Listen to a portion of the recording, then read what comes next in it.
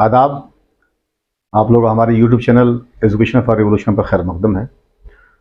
हम लोग जो प्रॉफिट मोहम्मद सल्लल्लाहु अलैहि वसल्लम के बारे में बात कर रहे थे, आज उसी सेगमेंट को आगे हम लोग बढ़ाएंगे। आज जो है बात होगी नबूवत की, यानी बेसत की जो बात है प्रॉफिटहुड की, वहाँ से बात होगी। इसीलिए एक बात यहाँ पर ये समझना ज़रूरी है कि कोई भी नबी हो वो पैदाइशी नबी होते हैं, लेकिन उनके नबूवत का की जो रिस्पॉन्सिबिलिटी होती है उसका एक ऐलान होता है, वो डिक्लेरेशन होता है एक ख़ास वक्त पर जाकर। प्रॉफिट मोहम्मद सल्लल्लाहु अलैहि वसल्लम अक्सर व बेशतर एक गार है, गार हिरा कहते हैं उसको, आप उसको इंग्लिश में केव कह सकते हैं, हिंदी में गुफा कहते हैं। ये नूर पहाड़ी है, उसमें ये गार है, तो उसको गार हिरा कहते हैं। तो गार हिरा में अक्सर जो है पैगंबर मोहम्मद सल्लल्लाहु अलैहि वसल्लम जाया करते थे और जाकर वहाँ पर जो है अल्लाह से अपनी लौ जो लगाना होता है, जो इबादत करनी करते थे। इसी दरमियान ये 610 की बात है, 610 AD, जिसमें कि हुजूर के साथ एक वाक़या ये हुआ कि जिब्रील अलैहिस्सलाम आए। अब जिब्रील अलैहिस्सलाम हम लोग पहले डिस्कस कर चुके हैं कि उनकी ज़िम्मेदारी थी वही लेकर आने की, यानी रेवलेशन लेकर आने की, मैसेज ऑफ गॉड लेकर आने की। तो वो पैगंबर मोहम्मद सल्लल्लाहु अलैहि वसल्लम के पास आए और उन्होंने जो है सबसे पहले इक़रा बिस्म रब्बिकल लज़ी खलक़ पढ़ने की बात की। ये बेसिकली अगर कुरान की सूरह के एतबार से बात की जाए तो ये पहली सूरह जो नाजिल हो रही है इसको अलक़ कहते हैं, सूरह अलक़। यहाँ एक बात समझ लेनी ज़रूरी है कि सूरह के माने चैप्टर के होता है। अगर इसको आप हिंदी में कहेंगे तो अध्याय कह सकते हैं, पाठ कह सकते हैं, जिससे संस्कृत में इसको मंडल कहते हैं। तो ये चैप्टर है, सूरह के माने चैप्टर के होता है।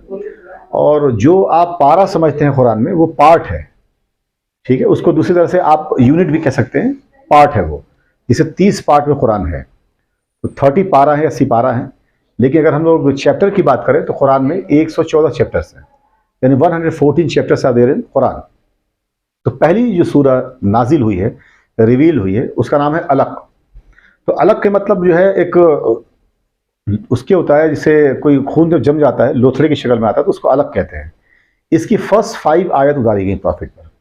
तो जब हज़रत जिब्रील अलैहिस्सलाम आए तो उन्होंने हुजूर से कहा पढ़ने के लिए इक़रा, इक़रा बिस्म रब्बिकल लज़ी खलक़। अब इक़रा के माने पढ़, टू रीड, और बिस्म के माने नाम से है, रब के नाम से पढ़िए, और फिर अल्लज़ी खलक़ यानी जिसने तुम्हें खलक़ दिया है, यानी जिसने पैदा किया है। तो पहली जो आयत है इक़रा बिस्म रब्बिकल लज़ी खलक़, उसके माने ये है कि रब के नाम से पढ़िए, जो जिसने आपको खलक़ दिया, आपको तख्लीक दी है, आपकी सृष्टि की है, बनावट की है, पैदा किया है आपको। तो प्रॉफिट ने एक दफ़ा कहा कि हम पढ़ना नहीं जानते हैं। दोबारा उन्होंने ये बात की। तीसरी दफ़ा उन्होंने अपने बाजू में लिया, इंसानी शक्ल में थे, उन्होंने दबाया और फिर उन्होंने हुजूर को पढ़ाया। यह एक बात समझने वाली बहुत इंपॉर्टेंट। आमतौर पर लोग उम्मी के माने अनपढ़ के समझते हैं, उम्मी के माने अनपढ़ के नहीं होता है। उम्मी के मतलब जिसको पढ़ाया नहीं गया हो। इसके पीछे एक वजह थी। अल्लाह तबारक व तआला के बाद जो सबसे बड़े हैं वो अल्लाह के रसूल हैं, पैगम्बर मोहम्मद सल्लल्लाहु अलैहि वसल्लम। अगर कोई दुनियावी एतबार से टीचर होता जो उनको पढ़ाता, तो एक बहुत इंपॉर्टेंट बात यह थी कि फिर प्रॉफिट से बड़े वो टीचर होते हैं। उसकी वजह यह है कि जो टीचर किसी स्टूडेंट को पढ़ाता है, जैसे मान लीजिए मैं किसी को पढ़ा रहा हूँ, अगर कल कोई इंसान इंडिया का प्राइम मिनिस्टर भी हो जाता है तो वो मुझसे बड़ा नहीं हो पाएगा। वो भले प्राइम मिनिस्टर ऑफ इंडिया हो, लेकिन मुझसे बड़ा इसलिए नहीं हो सकता कि वो मेरा स्टूडेंट है। तो प्रॉफिट मोहम्मद सल्लल्लाहु अलैहि वसल्लम को किसी इंसान ने नहीं पढ़ाया, जो भी किया, जो भी पढ़ाया, अल्लाह ने डायरेक्ट उनको किया, इसलिए उनको उम्मी कहा गया। अब वो प्रॉफिट ने पढ़ना चालू किया तो फर्स्ट 5 आयत उतारी गई सूरह अलक़ की। ये याद रखना है आपको, सूरह अलक़ पहली सूरह उतारी गई जो रिवील की गई, और सूरह अलक़ है। इसकी फर्स्ट 5 यानी 5 आयत, इसी को आप जब इंग्लिश में कहते हो तो वर्ड्स कहते हो। कुरान की या किसी भी रिलीजियस टेक्स्ट की जो सेंटेंस होते हैं उनको सेंटेंस नहीं कहा जाता है, या तो आप वर्स कहेंगे या आयत कहेंगे। जैसे अगर संस्कृत की बात होगी तो उसको श्लोक कहेंगे, लेकिन आप उसको सेंटेंस नहीं कह सकते हैं। तो फर्स्ट 5 वर्सेस या फर्स्ट 5 आयत जो है रिवील की गई। इन 5 आयतों में खास बात यह है कि पहली आयत जिसे बताया मैंने, इक़रा बिस्म रब्बिकल लज़ी खलक़, और जो 5वीं आयत है वह अल्लमल इंसान मा लम यालम है। अब ये बहुत इंपॉर्टेंट क्यों है? क्योंकि इसमें अल्लाह ने वो कहा, हमने तुम्हें वो सिखाया जो तुम नहीं जानते थे। इत्तेफाक की बात यह है कि AMU का जो अपना मोनोग्राम है उसके ऊपर भी, अलीगढ़ मुस्लिम यूनिवर्सिटी का मोनोग्राम, उसके ऊपर भी यही लिखा होता है, अल्लमल इंसान मा लम यालम, हमने तुम्हें वो सिखाया जो तुम नहीं जानते थे। जहाँ तक मैं जान या समझ पाया हूँ, किसी भी यूनिवर्सिटी की अगर बात की जाए उसके मोनोग्राम पर लिखी हुई कोई जो चीज़ होती है उसके एतबार से मैं समझता हूँ सबसे बेस्ट किसी के पास अगर है तो एमयू के पास है, जो मोनोग्राम पर ये चीज़ लिखी हुई है। खैर, तो हुजूर ने उसको पढ़ा। अब जाहिर सी बात है, ये हुजूर पाक मोहम्मद मुस्तफ़ा सल्लल्लाहु अलैहि वसल्लम के लाइफ में एक बहुत ही अलग इंसिडेंट था, जिसने हुजूर की पूरी ज़िंदगी बदल के रख दी। तो अगर आपसे कभी ये पूछा जाए कि प्रॉफिट मोहम्मद सल्लल्लाहु अलैहि वसल्लम की पूरी ज़िंदगी को किस चीज़ ने तब्दील कर दी, किस इंसिडेंट ने, किस घटना या वाक़े ने, तो रेवलेशन ऑफ वही है। ये रेवलेशन ऑफ जो है मैसेज ऑफ गॉड है, जो वही आई, जो नाजिल की गई, और उनको जो है एक नबूवत का मनसब के एतबार से काम करने के लिए कहा गया। नबी का बेसिकली अगर देखा जाए बुनियादी तौर पर तो दो बड़े काम होते हैं। बहुत सारे कामों के साथ साथ एक बड़ा काम होता है कि अल्लाह के बंदों को, यानी अल्लाह ने जिनको पैदा किया उनको अल्लाह की तरफ बुलाना, उनको अल्लाह से जोड़ना, मिलाना, यानी अल्लाह की इबादत के लिए बुलाना। और दूसरी बड़ी चीज़ होती है कैरेक्टर मेंडिंग की, यानी चरित्र का निर्माण करना, किरदार बनाना। ये दो बहुत बड़ी जिम्मेदारियां होती हैं, और इसके साथ बहुत सारी जिम्मेदारियां होती हैं उनकी, लेकिन ये दो बहुत इंपॉर्टेंट जिम्मेदारियां हैं। अब पैगंबर मोहम्मद सल्लल्लाहु अलैहि वसल्लम जब वहाँ से ये चीज़ हुई तो बहुत घबराए हुए से थे।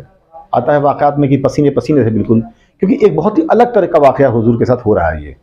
तो ये अब जाहिर सी बात है, वहाँ से अगर निकले होंगे तो कहाँ आएंगे? घर आएंगे। पैगंबर मोहम्मद सल्लल्लाहु अलैहि वसल्लम घर पर आए, और जब घर पर आए तो हज़रत खदीजा रज़ियल्लाहु अन्हा से उन्होंने कहा कि ऐसी सी बात हुई है, ऐसा ऐसा वाक़या हुआ है।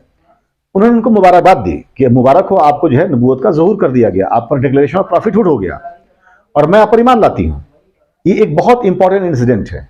उन्होंने तुरंत कहा कि मैं ईमान लाता हूँ। यहाँ देखिए बड़ी बात क्या है, थोड़ी मजाहिया बात तो है, लेकिन बात बिल्कुल सच है कि आमतौर पर जो होता है, बीवियां अपने हस्बैंड को समझती नहीं है, और बड़े बड़े ऐसे लोग रहे हैं जिनकी बीवियों ने उनको कुछ नहीं समझा।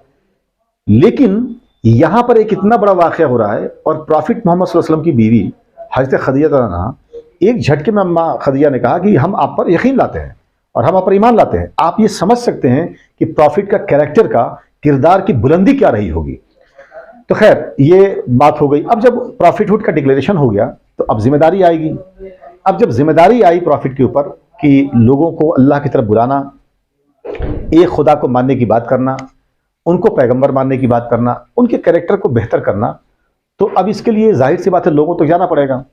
तो प्रॉफिट मोहम्मद सल्लल्लाहु अलैहि वसल्लम ने तकरीबन फर्स्ट 2.5 ईयर्स, 2-2.5 साल के आसपास इंडिविजुअली लोगों से मिले और उनको जो है दावत दी, उनको अल्लाह की तरफ बुलाने की बात की, और ये काम चलता रहा 2-2.5 साल तक।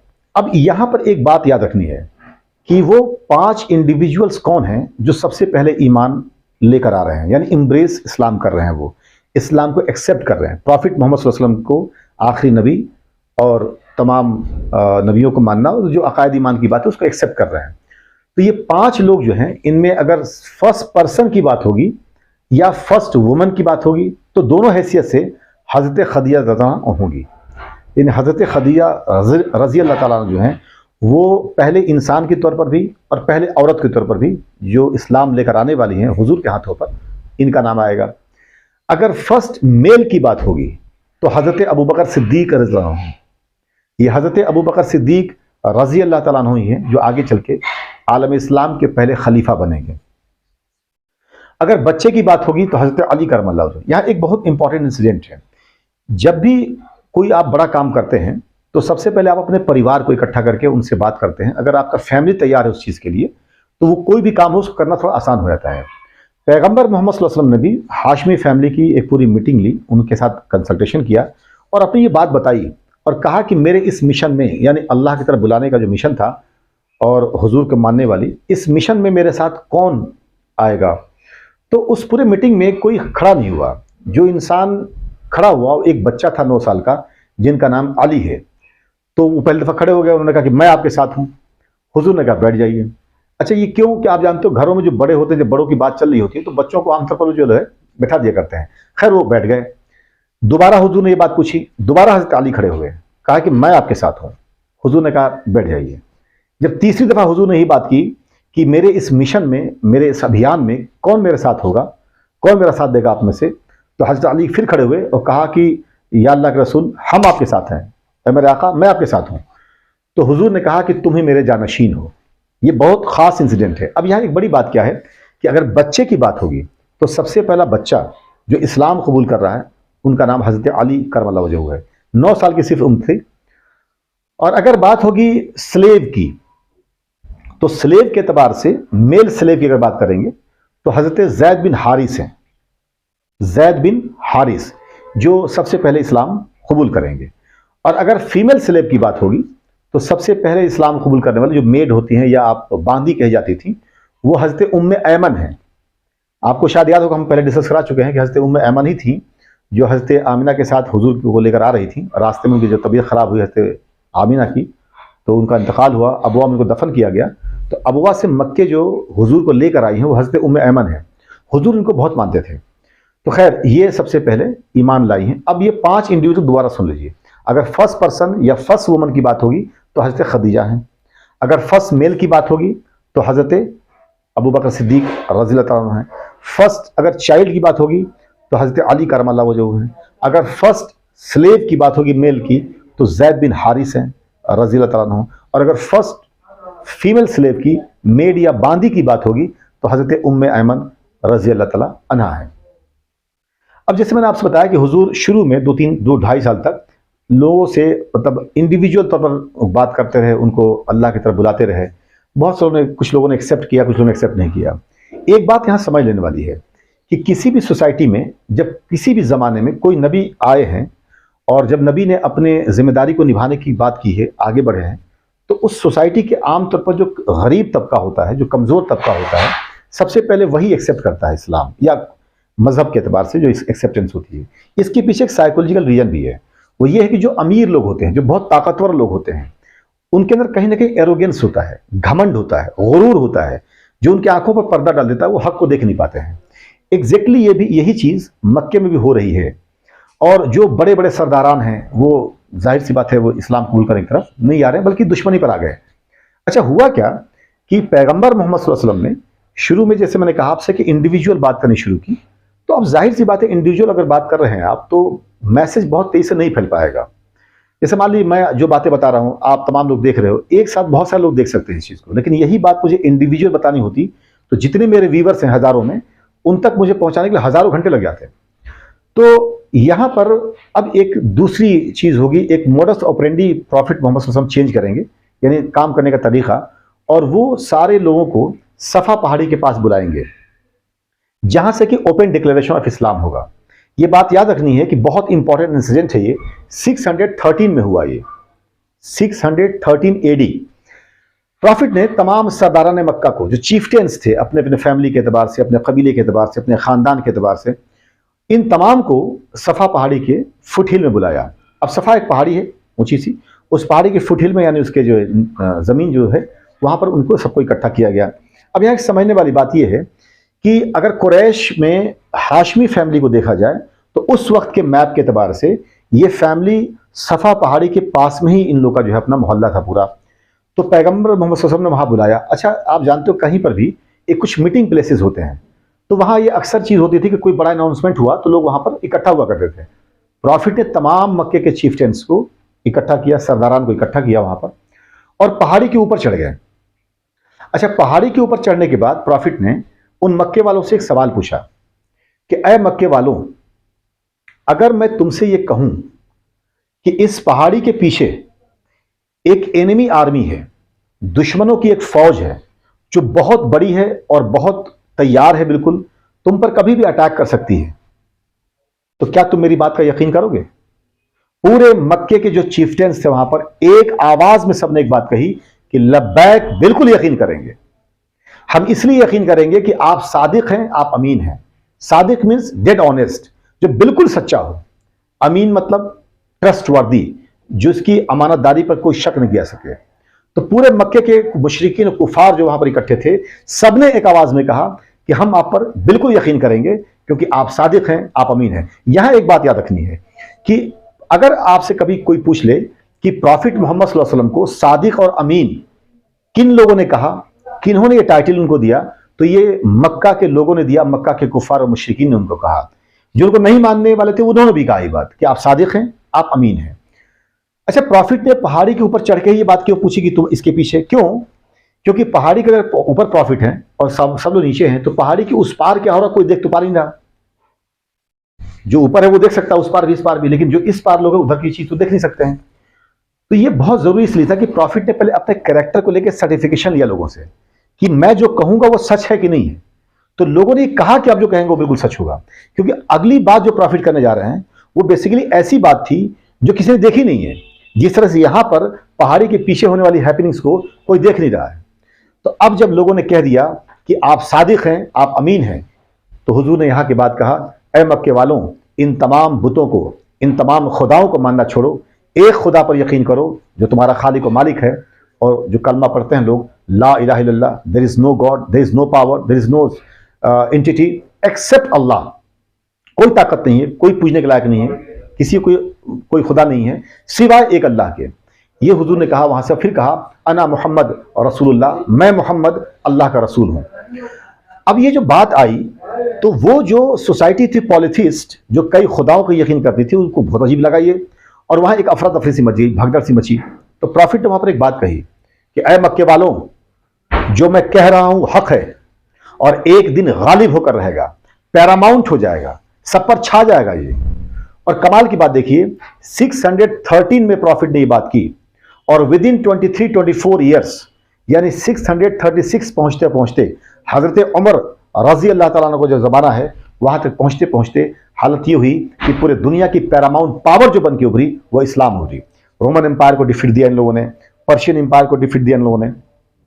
तो प्रॉफिट ने ये बात वहां पर कही कि ऐ मक्के वालों, जो मैं कह रहा हूं हक है, सच है, बिल्कुल ट्रुथ है, और ये एक दिन गालिब हो जाएगा, पैरामाउंट हो जाएगा, सब पर छा जाएगा ये।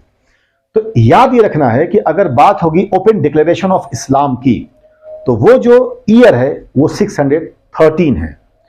अब बात आगे बढ़ेगी। अब जब ये ओपन डिक्लेरेशन हो गया तो अब कॉन्फ्लिक्ट भी चालू होगा। अब जब कॉन्फ्लिक्ट चालू होगा तो जाहिर सी बात है, जो मजबूत लोग होंगे, जो ताकतवर लोग होंगे, वो कमजोरों पर जुल्म करेंगे। अब ये जुल्म ज्यादती का जमाना स्टार्ट होता है। यहां पर एक बात याद रखनी है कि आलम इस्लाम में, जो हिस्ट्री ऑफ इस्लाम की अगर हम लोग बात करते हैं, तो इसमें पहली शहादत जो इस्लाम के नाम पर दी गई वो एक लेडी हैं जिनका नाम हजरत सुमैया रजी अल्लाह ताला अन्हा है। हजरत सुमैया वो लेडी हैं जिनकी सबसे पहली शहादत हुई है। क्यों शहादत हुई?